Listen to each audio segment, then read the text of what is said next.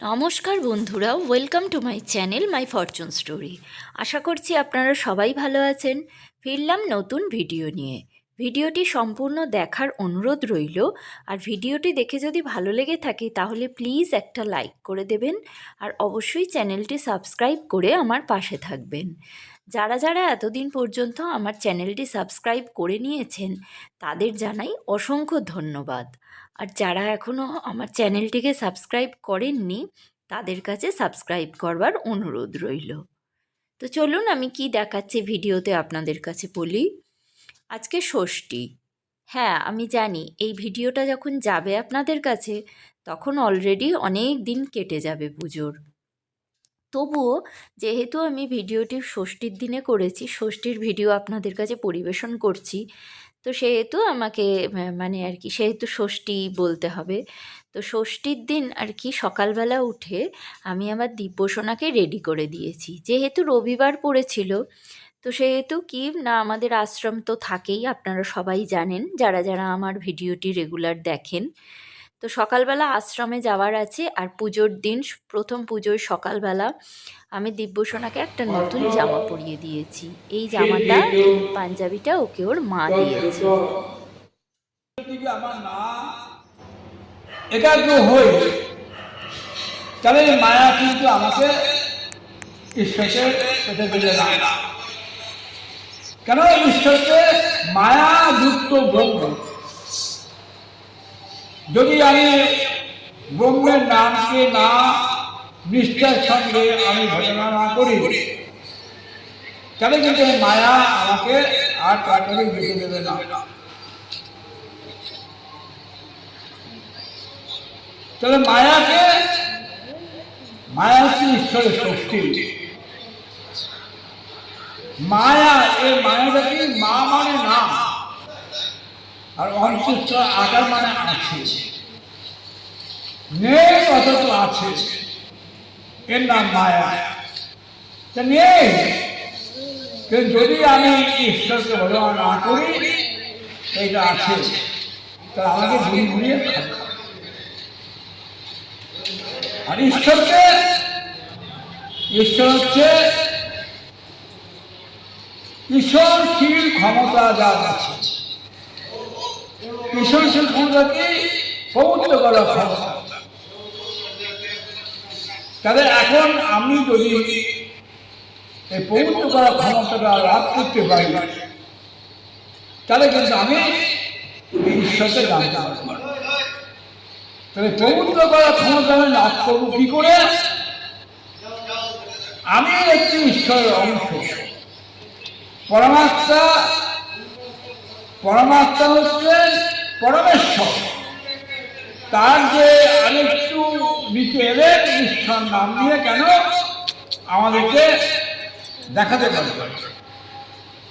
খুব ভালো করে বুঝবেন, পরমেশ্বর, ঈশ্বর আর জীব, এই তিনটি জিনিস রয়েছে পৃথিবীতে। জীব কেন সৃষ্টি হলো? এই ঈশ্বরের অংশ। যে মাত্র এ ঈশ্বরের কাছে তাকাবে যাবে, সেই মাত্রায় জীব না শিব হয়ে যাবে।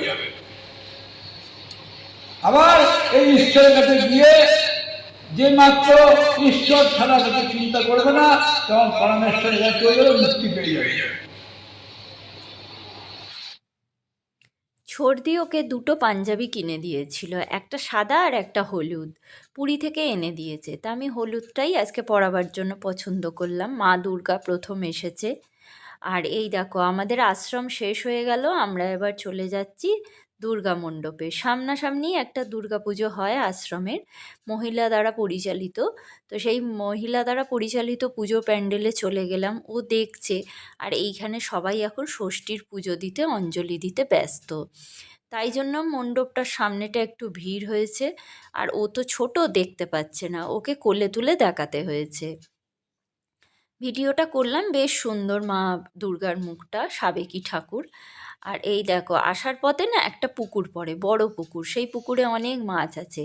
আর আমার দিব্যসোনা এই আসার পথে আশ্রম থেকে যে বাতাসা দেয় প্রসাদ হিসেবে, সেই বাতাসাগুলো ও আর কি পুকুরে দেয়, মাছগুলো খায়, ও দেখে খুব আনন্দ পায়।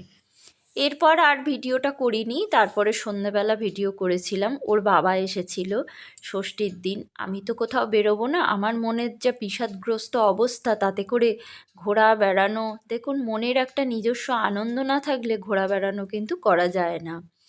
তাই জন্য ও মানে এবছর আর আমি পাচ্ছি না, কারণ গত বছর পর্যন্ত মা সারা কলকাতা আমার সঙ্গে ঘুরেছে। তাই জন্য আর আমার ইচ্ছাই করছে না। কিন্তু ওর বাবা এসেছিল, সন্ধেবেলা ওকে বেড়াতে নিয়ে গিয়েছিল। ওকে একটা নতুন জামা পরিয়ে দিয়েছি। এই জামাটা ওকে ওর বাবাই দিয়েছে। তারপর ওর বাবাকে ও ছাড়ছে না, বলছে আরও ঠাকুর দেখতে যাব। কিন্তু আমি ওর বাবাকে বললাম আজকে একটু তাড়াতাড়ি চলে যাও, কারণ আর একটু কাজ আছে আমার। তো ওর বাবা একটু গাড়ি ওকে চড়িয়ে দিয়ে, এরকম রোজই করে, ও গাড়ি থেকে নামতেই চায় না। আর ওর বাবা ওকে একটু গাড়ি থেকে মানে এদিক থেকে ওদিক থেকে ঘুরিয়ে নিয়ে আসে। তারপর ঘুরিয়ে নিয়ে বাড়িতে দিয়ে আর ওর বাবা চলে গেল আজকে খুব তাড়াতাড়ি। আর ও দেখো এই যে মন খারাপ করে দাঁড়িয়ে আছে। পাপা যত দূর যাবে পাপার গাড়ির লাইটটা ও দেখবে, তারপরে ঘরে আসবে। তো এইভাবেই ও মন খারাপ করে দাঁড়িয়ে থাকে, দেখলে খারাপও লাগে। তারপর আমি ওকে নিয়ে চলে গেলাম সেলুনে, কারণ ওর চুলটা ভীষণ বড় হয়েছে। আর এর মধ্যে আমি কাটাবার সময়ও পাইনি। তা আজকেই কাটিয়ে দেবো, নাহলে সারা পুজোটাও ও এইভাবে কি করে ঘুরবে। কারণ পরের দিন থেকেই আমার ব্যস্ততা শুরু হয়ে যাবে, যতই না বাইরে বেরোই। মা আসছে, ঘরের কাজ তো থাকেই, ঘরের পুজো করা থাকে, সব কিছু মিলিয়েই আমার একটু ব্যস্ততা বেড়ে যায়। তো তাই জন্য ওকে আমি নিয়ে চলে গেছিলাম, আর সেলুনে অনেকটাই টাইম লাগলো। অনেকটা রাত হয়ে গেছে যেহেতু, সেহেতু বেশ খানিকটা টাইম লাগলো। আর ও এতটাই ভালো যে চুপ করে বসে বসে কেটে নেয়। ওর প্রশংসা কিন্তু সবাই করে, কারণ বড় বাচ্চাদেরও এই রকম আর্ট দেখা যায় না, তারাও অনেক দুষ্টুমি করে। তো সেলুন কাকুটা বলছিল যে এই রকম ছেলে দেখা যায় না, এত ভালো। তো যাই হোক, কাটা হয়ে গেল। আর আজকের মতো আমরা ষষ্ঠীর দিনটা এইভাবেই কাটালাম।